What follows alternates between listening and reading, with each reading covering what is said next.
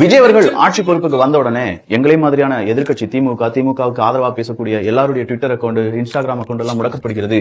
இதோ அதற்கான ஆதாரம் அப்படின்னு சொல்லி கொஞ்சம் பேர் பரப்பதை என்னால் பார்க்க முடியுது. அங்க டேட்டு கொட்டை எழுத்துல இருக்கு 8ஆம் தேதி.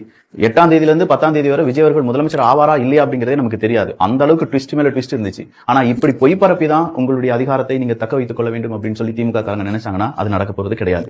சோ இது ஒரு ஃபால்ஸ் அலிகேஷன் தான்.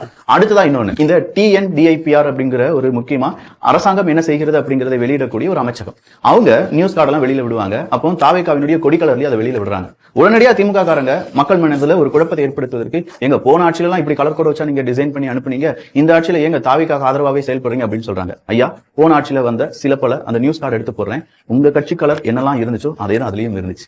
மாத்தி குத்தம் சொல்றதை மட்டுமே வச்சு அரசியலையும் கவிழ்த்து விடலாம், ஆட்சியும் பிடித்து விடலாம் அப்படின்னு சொல்லி நினைக்காதீங்க. மக்கள் ரொம்ப தெளிவுடன் இருக்காங்க.